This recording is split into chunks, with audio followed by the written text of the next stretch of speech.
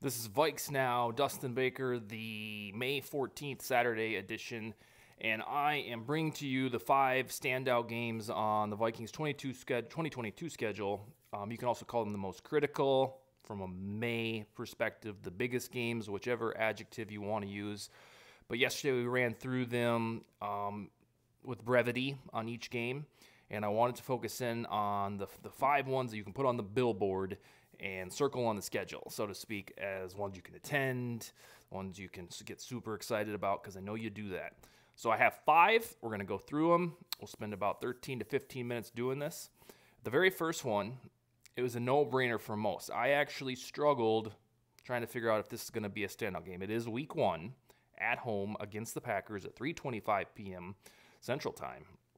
And the reason that I struggled trying to figure out if this was a standout or critical game is if Minnesota loses to Green Bay, let's say 27-24, or Rodgers unbelievably hot, and it's 34-13, the Vikings don't win, the season's not over. And I'll report back to you on that Sunday that if they lose, you don't have to bring Zimmer back or something like that.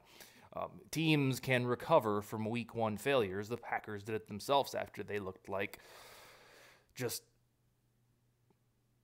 putrid against the Saints last year. So if the Vikings were to lose in week 1, it's not a doomsdayist type of idea there.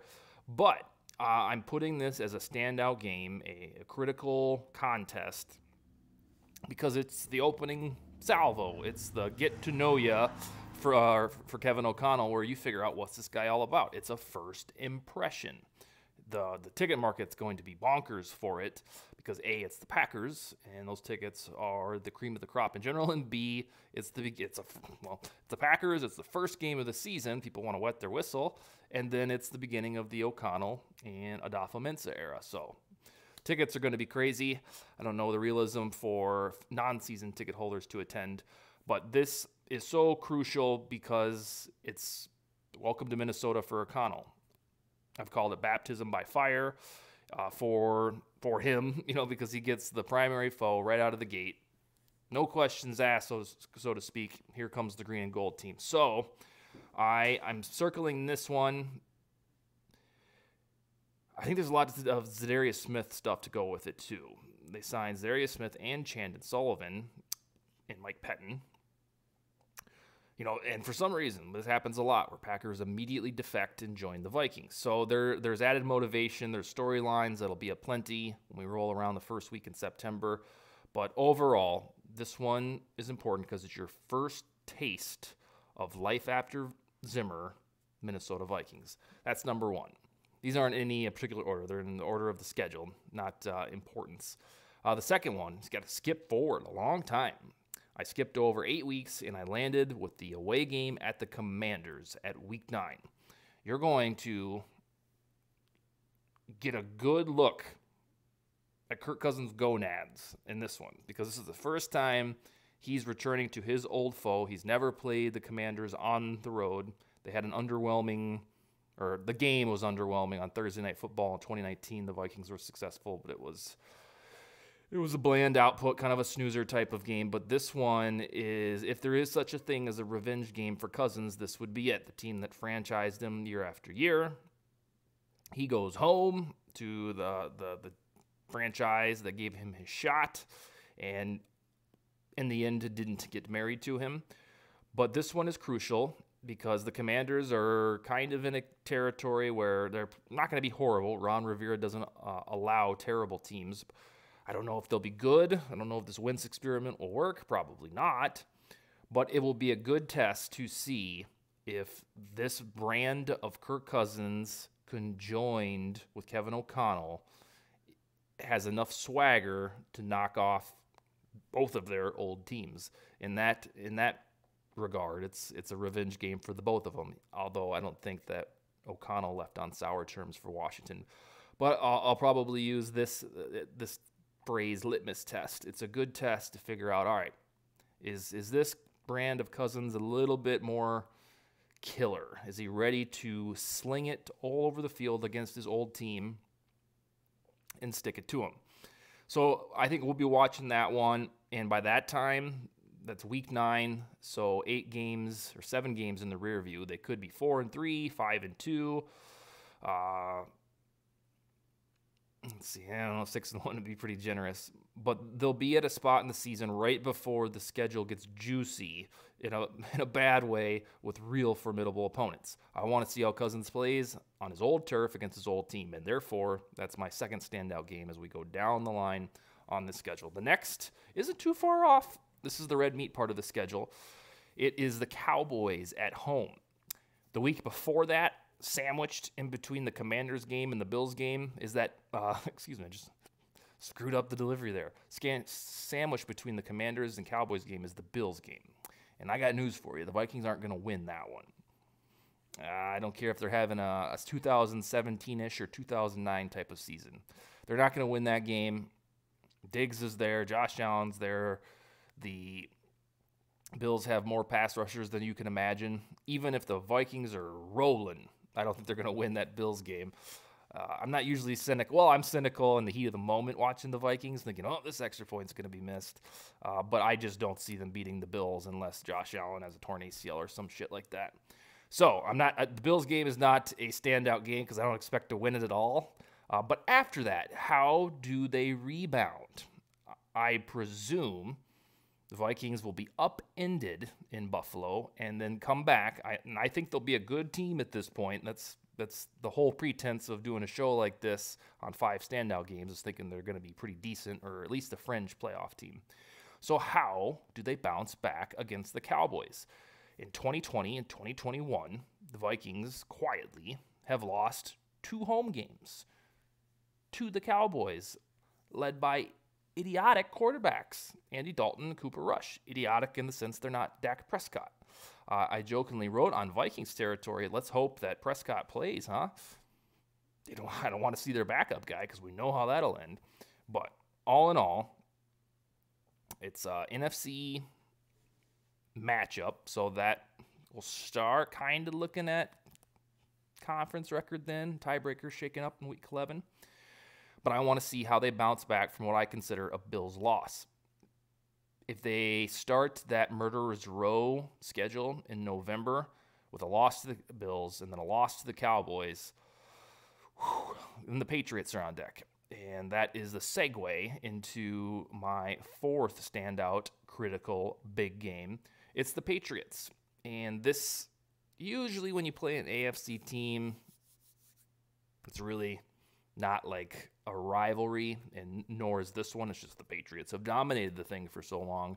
The Vikings haven't beat them in, 20 years? I think 2000 season before Brady got there. That was the last time the Vikings beat them 22 years ago.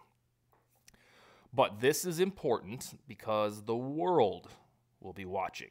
I have no idea by week 12 that will have meant that 10 football games in the rear view. I don't know if the Vikings will be 5-5 or 6-4 or 3-7. Let's hope not. But if they are in the mix, right side up with a win-loss record, or even Steven at 5-5, this game will be crucial because you want to see how the Vikings defend their home against Bill Belichick when everybody just got done eating turkey, and it's for the whole world to watch.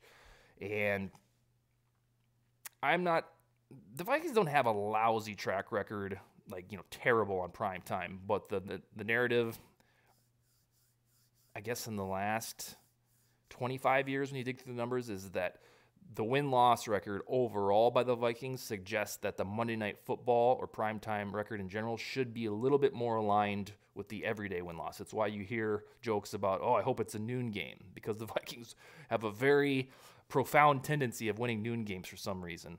But they dip the percentage. It doesn't go to the depths of hell for prime time, but it's not as good as those ordinary noon games. You see the same thing at late afternoon road games, especially on the West Coast, usually on grass.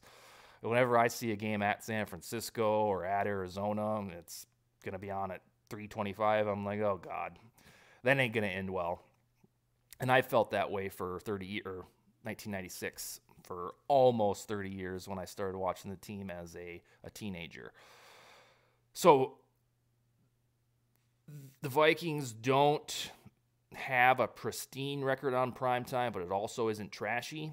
So with a new regime, Kevin O'Connell running the ship against the team that drafted him, you want to see what are these boys made of when America is watching on a holiday at primetime at home. And therefore, that is my fourth standout game. And I struggled with the final one. I wanted to put the Packers road game here, but then I decided that it doesn't really matter how good the Vikings are or how good they are not by week 17. The Packers usually take care of business at home when Rodgers is the quarterback. So if the Vikings were having a storybook season, it would not be weird for the Packers to slap them in the mouth because A, it's a division rival, and B, it's Rodgers and the Packers. So I haven't necessarily just chalked that up as a loss, but I don't think it's a doomsday scenario if they lose at Lambeau to the Packers because most teams do. However, I did make the final standout game for these purposes, the last game of the season against the Bears at Soldier Field. And this operates under the pretense that Minnesota will be jostling for playoff position here. That's what I'm thinking right now. I think when I get to August, I think I'm going to formulate 11-6 is my prediction. I got to see how injuries and shit go during the summer. I think that's what I'm going to because I know the talent is here, and I believe in the efficacy of what Donatel can do for all of these defensive faces if they all, for the most part, stay healthy. So I think that this final game of the season at Soldier Field will be for playoff positioning for the Vikings and therefore mean something for the first time since the 2018 season when they coughed it away at home to the Bears and Packers down the stretch. And we all know how games at Soldier Field go, no matter where they are in the calendar. Usually they're on Monday nights. This one is not.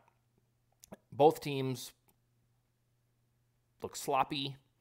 The game isn't fun to watch. There's quirky stuff. There's fluky stuff. Cordero Patterson usually returns a kick or something like that.